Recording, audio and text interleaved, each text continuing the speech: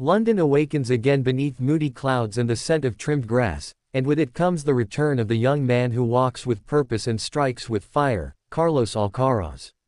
Today, the theater is Queen's Club, a cathedral of tennis history. The stakes are not yet final, but every step matters, every swing whispers something to Wimbledon. And today's chapter is written against a fellow countryman, a fellow Spaniard, Jaume Munar. This is not just about a match. This is about rhythm, about ascension, about sharpening the sword before the war. Carlos Alcaraz is not content with just one Queen's title. He wants a second. He wants more than trophies. He wants a dynasty. The echoes of Paris have barely faded. Just weeks ago, he stood on the crushed red earth of Roland Garros, arms raised, eyes skyward, the youngest man to ever defend a French Open title in this fashion.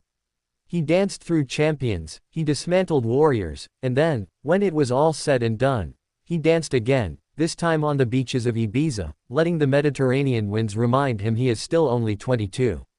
Now, he stands on grass. It is slippery, it is fast, it is unforgiving, and he is learning to love it. No longer the boy from clay.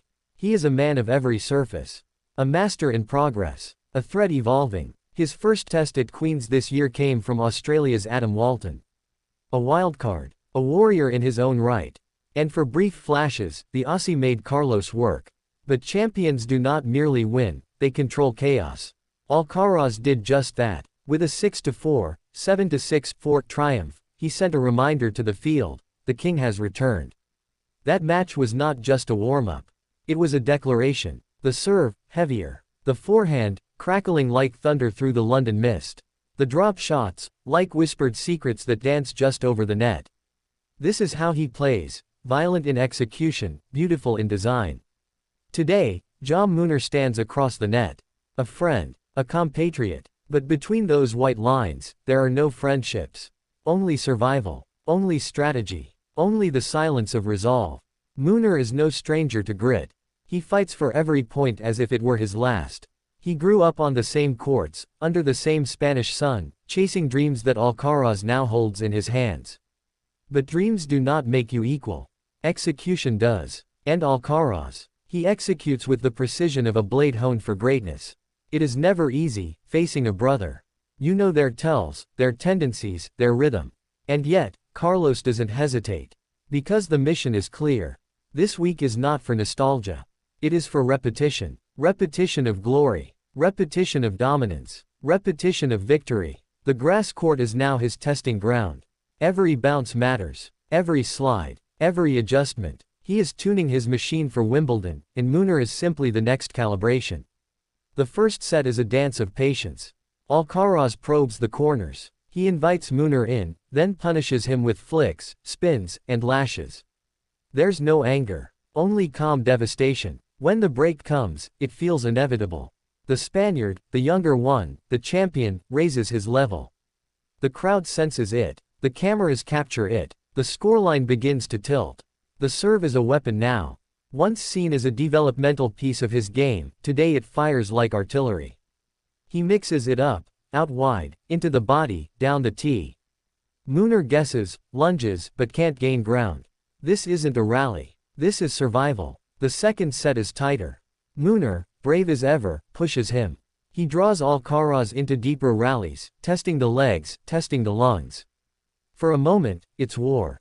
But Carlos doesn't flinch. He welcomes it. The fight brings out the best in him. At 4-4, they engage in a 21-shot rally that leaves the crowd breathless. Alcaraz ends it with a backhand pass so perfect it seems painted. The applause rains down like thunder. Even Munar can only smile.